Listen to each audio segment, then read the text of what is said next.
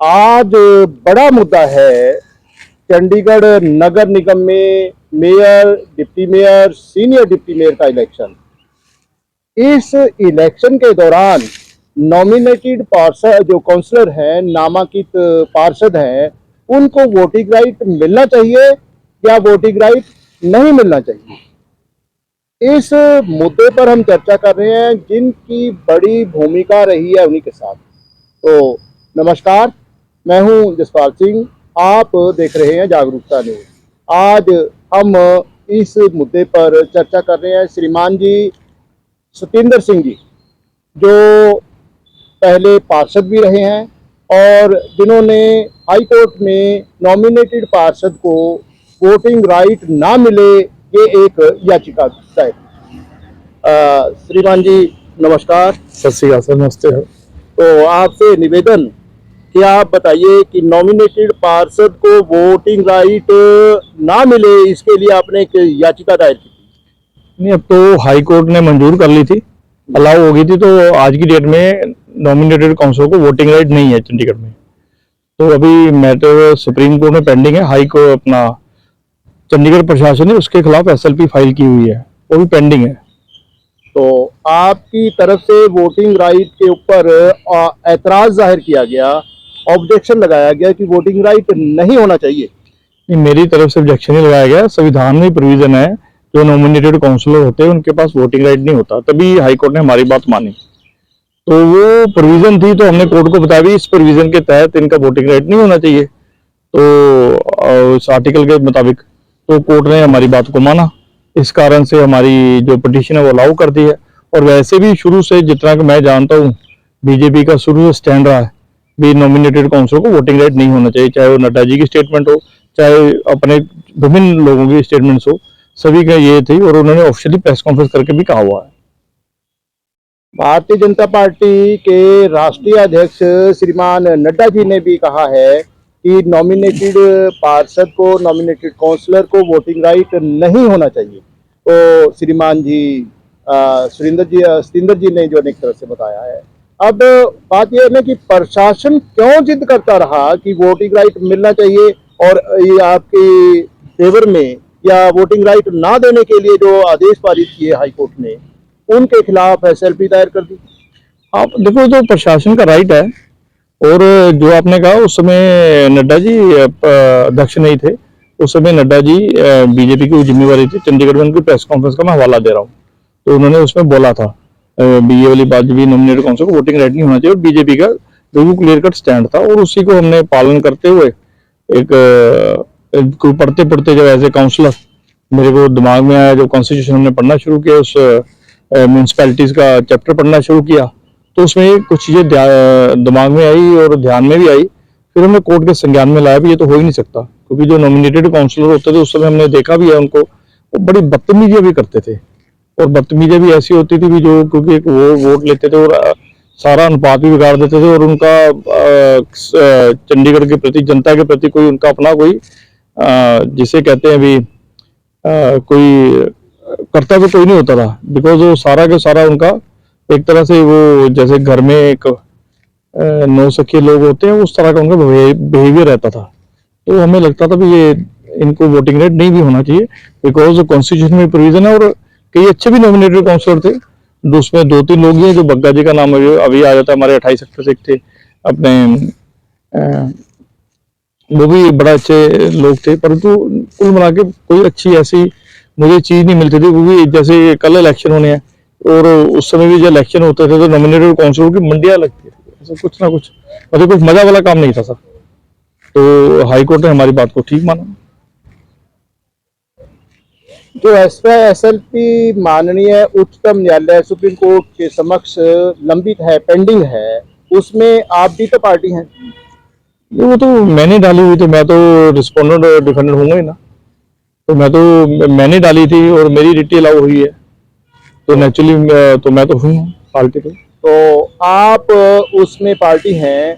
अभी जो है उसकी अगली सुनवाई के बारे में कोई आपके पास जानकारी? नहीं, वो तो एडमिट हो चुकी है, 2019 या 20 में एडमिट हो चुकी थी।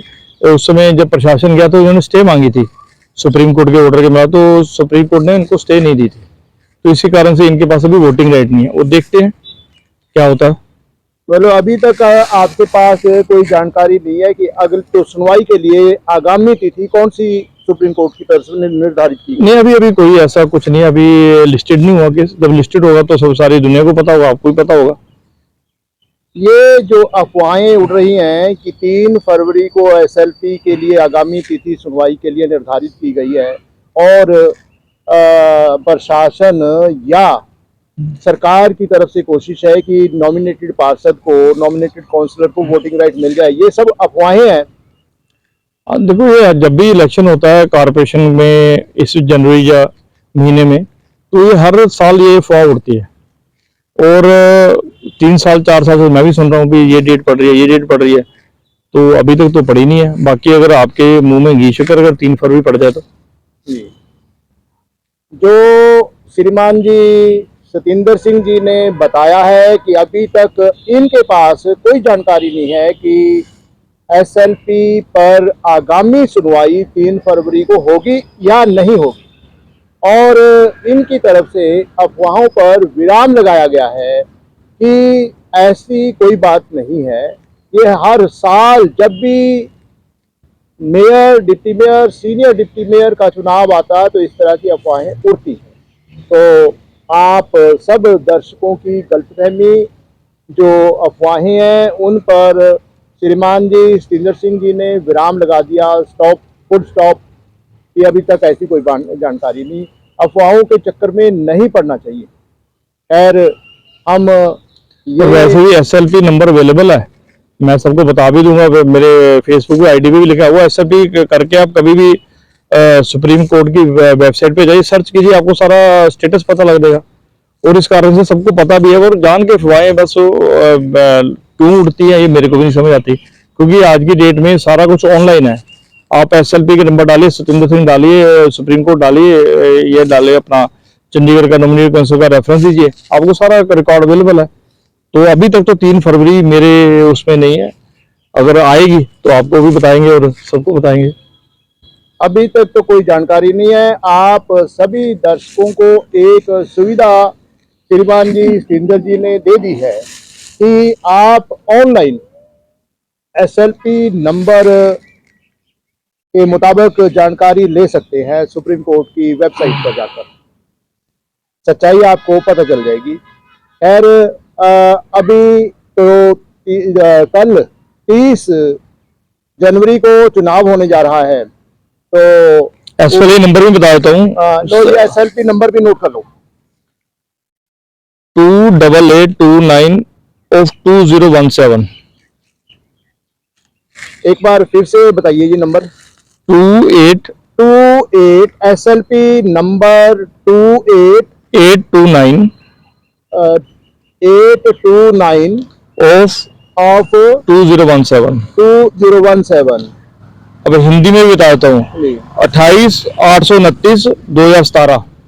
28/829 ऑफ 2017। यस, 2017 के दौरान ये एसएलपी दायर की गई थी। आप सच्चाई को पता करने के लिए इस एसएलपी का रिकॉर्ड ऑनलाइन सुप्रीम कोर्ट की वेबसाइट से देख सकते हैं।